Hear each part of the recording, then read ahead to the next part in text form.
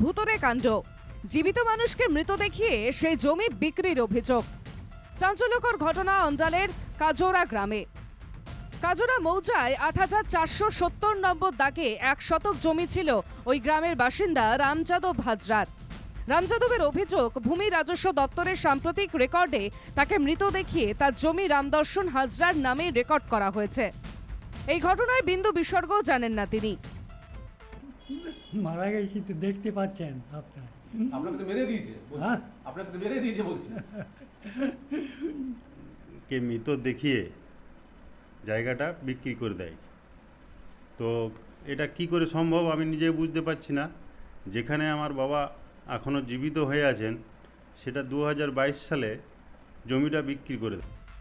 এই ঘটনায় দায় রেজিস্ট্রি অফিসের ঘাড়ে চাপিয়েছেন অঞ্চলের ভূমি রাজস্ব দপ্তর। যা মিউটেশন হয় সেটা ডিডের উপর হয়, ঠিক আছে। এবার ডিড যেরকম যা আসবে আমাদের কাছে, আমরা ভেরিফাই করে যা পাবো তার উপরে আমরা কাজ করি। তো সেখানে একটা ডিড অথেন্টিক না ভুল সেটা বলার অধিকার তো আমাদের নেই। প্রশাসন ও তৃণমূল নেতাদের যোগসাজশে জমি মাফিয়ারা মানুষের জমি কেড়ে নিচ্ছে বলেই অভিযোগ বিজেপির। দেখুন, অন্ডাল কাজোরা জুড়ে যেভাবে জমি মাফিয়া দ্বারা সাধারণ মানুষের জমি কেড়ে নেওয়া হচ্ছে, এবং এর সাথে আমরা মনে করি প্রশাসন এবং তৃণমূলের নেতা, এটা কখনো বাঞ্ছনীয় নয়, এটা চরম অপরাধ। যারাই করেছে, যেই করেছে তার বিরুদ্ধে ব্যবস্থা নেওয়া দরকার।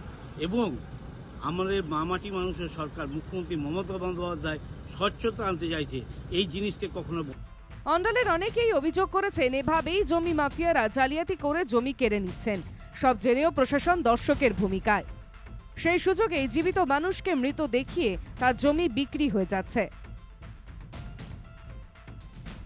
দুর্গাপুর থেকে সাধন রুজের রিপোর্ট, এনকেটিভি বাংলা।